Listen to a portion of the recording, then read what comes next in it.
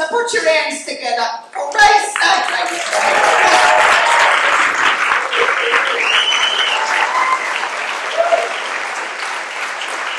Good evening, everyone. I bet you can't wait to get home and buy some drums for your children and grandchildren. I'm a bit embarrassed. I've never spoken much about my early years. People know about what I've done later in life, but I've always kept quiet. And now I've got to the stage of life and I'm thinking, people are going to read my obituary and think, the devious old sod, he never mentioned that. I'll try and put them straight. I've lived in Yorkshire for many years. But this county is not my own. I was born in Lancashire. Even worse, I was born in Combe. I didn't want to be born in Combe. I wasn't given a choice. Curled up in the womb, no one heard my voice. They said that I was premature. I bet that made people smile. To see a bride give birth halfway down the aisle. The parents didn't want children. Well, not for a year or two. Dad was really embarrassed. The mum was in floods of tears. But the guests had come for a wedding. They had to go through with it. Mum had just given birth to a bastard. They had to make me legit. Dad gave a little girl sixpence. Today that's 2.5p. He told her to take me outside. Said she could play with me. That was my very first sexual experience. But I never really felt wanted. I'd been born before they swapped rings. I felt a spot at the wedding day. But they used to teach me things. Dad taught me to swim in the local canal. I swam across and back. Pretty good for a newborn baby. Tied up in a weighted sack. No, I've got to put the record straight. Most of that isn't true. I had a normal, legitimate birth, just like some of you. It's true I was born in Combe. I'll never live that down. I couldn't wait to get away. But it's not a bad little town. No, I'm proud to be a Lancastrian. Lancashire spawned some famous sons. I can't think of any just offhand, but I'm sure there must be some. Now, I get invited back to Lancashire sometimes to give talks and to entertain people. The last time I went, it was to entertain a Rotary group. I think they were a bit worried what I might come out with. So they made sure I knew the ground rules before I started. They said, we're quite broad-minded, but we won't tolerate discrimination of any kind. I said, don't talk to me about discrimination. I said, I'm a Lancashire lad, I'm being in Yorkshire. But when I got home, I was thinking about this discrimination. I thought, there's a poem there somewhere. Sat in the dirt, begging for scraps. A pitiful sight to behold. Dressed in rags, withered limbs. A girl, about 5 years old. She'd been born in an African village where girls were of little worth. When they saw her crippled and female, the child was neglected from birth. How she survived those early years is a miracle in itself. Could she survive much longer? The child was in failing health. It came as no surprise when they found her body one day. Starved of food and clean water, the child had passed away. Could someone like that enter heaven? No one knew her name. Crippled, black and female, she hung her head in shame. The pearly gates opened wide. St. Peter carried her through. first sight of God and saw that she was black too. I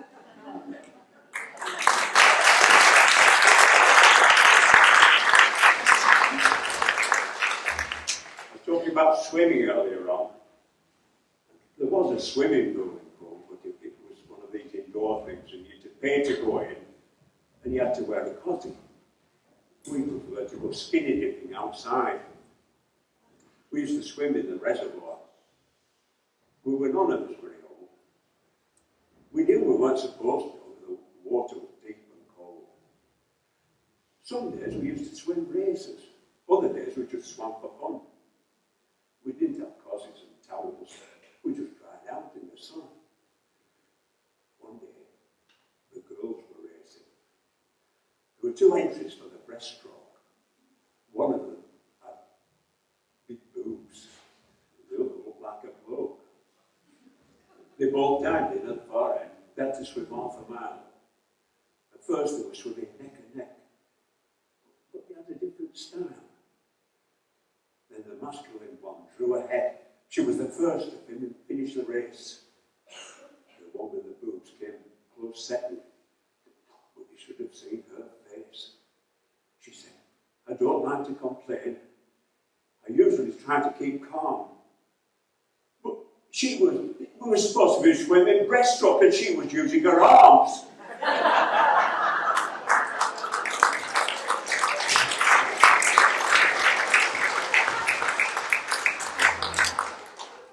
It never ceases to amaze me how much money people spend on weddings these days. Even in Yorkshire.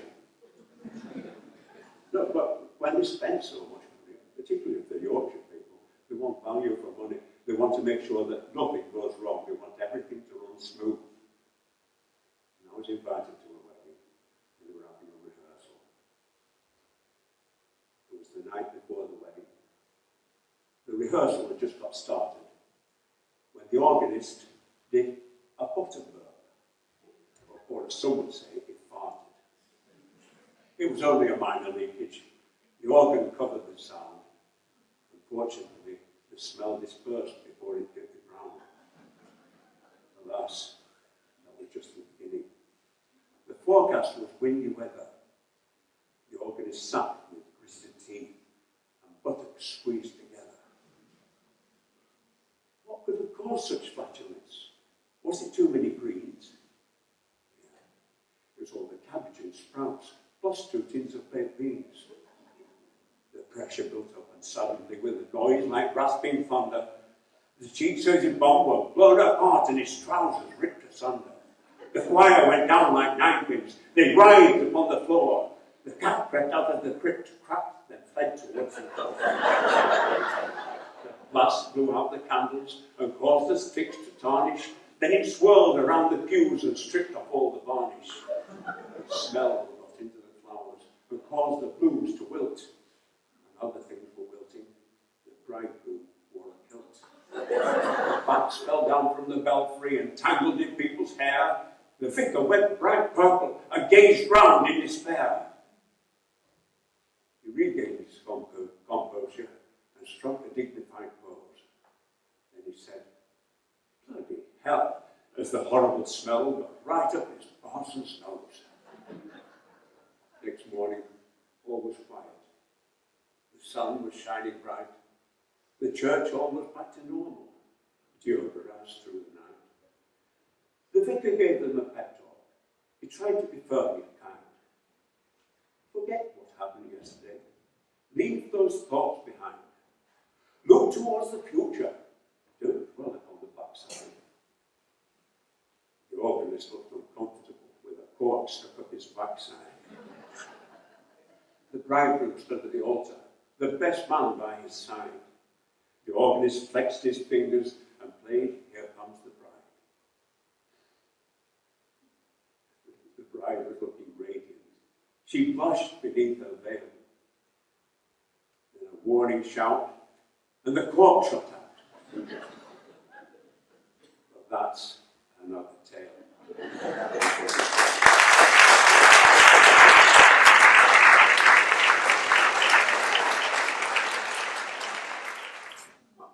had your bit of fun. I'd like to be serious now.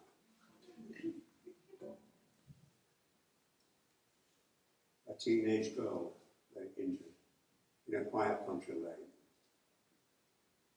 The girl was barely conscious, her body wrapped in pain. The couple, walking home, found her laying there. They immediately called an ambulance. She needed instant care. Knocked down by a hit-and-run driver, apparently with great force. The girl was bleeding badly, but they couldn't see the source. When the paramedics arrived, they were appalled to saw that blood. They said, "We need to find out where you're bleeding from." She said, "I'm from bleeding Romford."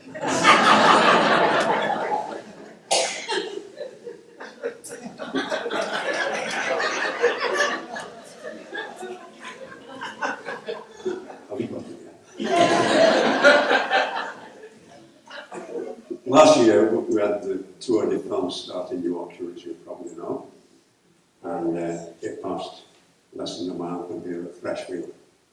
And some people were annoyed about it because the roads were full of bicycles, they couldn't get anywhere. But it renewed my interest in cycling, and I thought, I'll get a bike.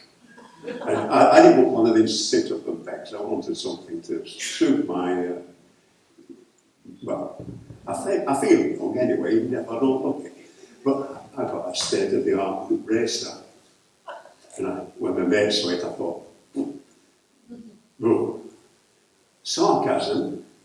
They said, "I hope you're not going to start wearing lycra." Well, that was last year. Now they're on about something else. I was down in the cafe with them. I get no respect at all. All I get is sarcasm. It's what I've come to expect. They said, they knew I was in a festival. They knew I was in some kind of show.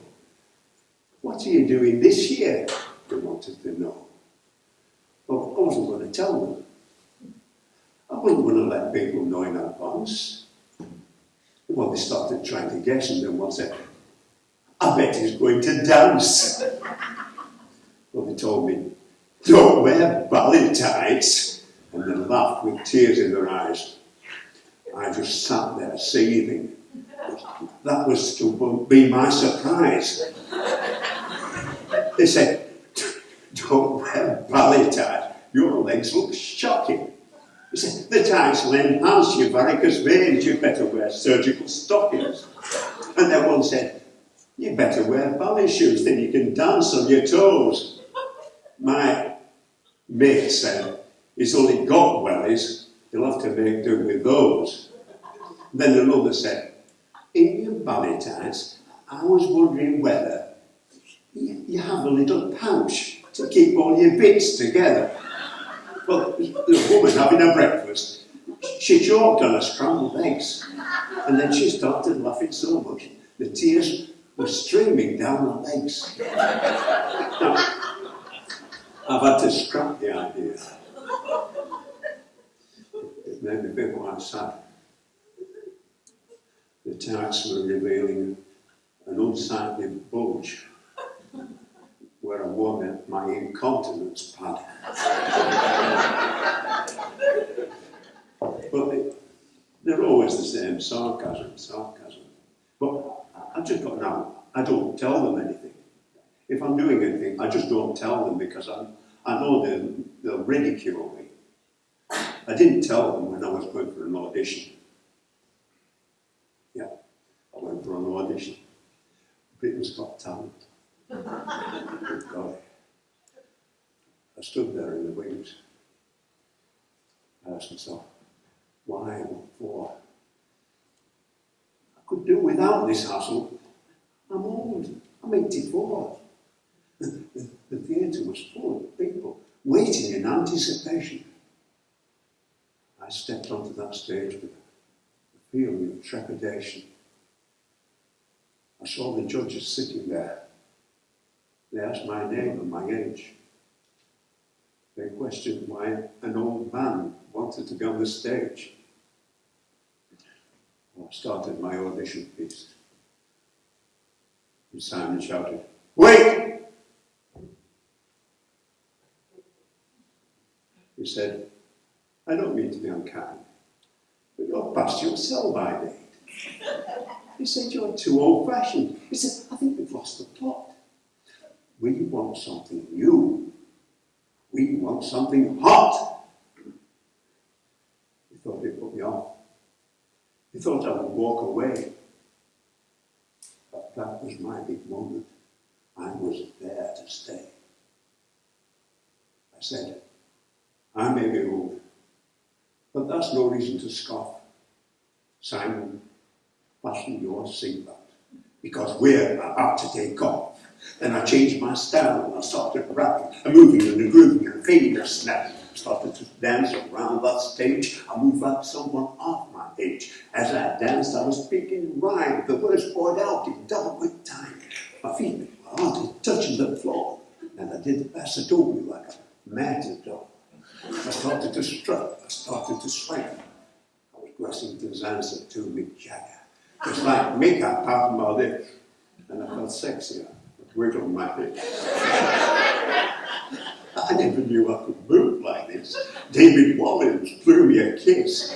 People were dancing in the aisle. I even saw Simon Cowell smile.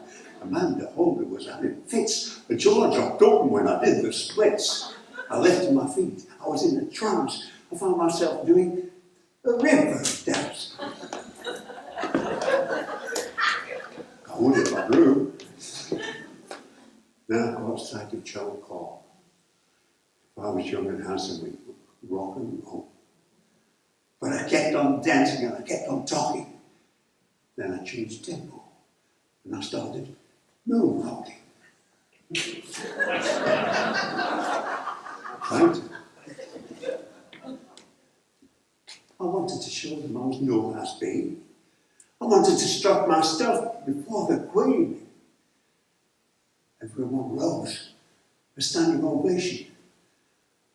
I was overcome with sheer elation.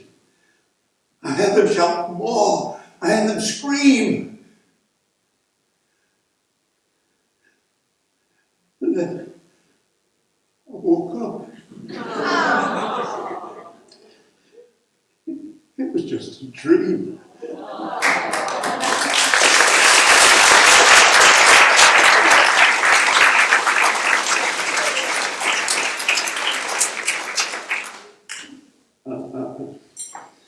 I thought perhaps you might like to know what happens when the corks trot out.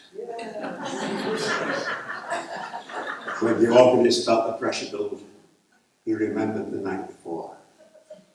So to minimise the chaos, he pointed his rear to the door. The cork shot through the door and wrote off the wedding cards. And it ricocheted into outer space to dwell among the stars. The blast was following close behind, out to that sunny morning. Some dispersed in the atmosphere and increased global warming. The rest was swirling round, and what had been a breeze now became a howling gale, uprooting several trees. It raced towards the harbour, where all the boats were tied. Scattering them, it destroyed the pier and reversed the incoming tide. It continued, building up the waves, and on reaching mid-Atlantic, the wind was off the Beaufort scale, and the waves were now gigantic. The Americans went on red alert. They mobilized the army to save the coastal people from that oncoming tsunami. The whole of the eastern seaboard suffered total devastation. And buildings hundreds of miles inland needed restoration. Now the scientists and the weathermen wonder how such storms get started.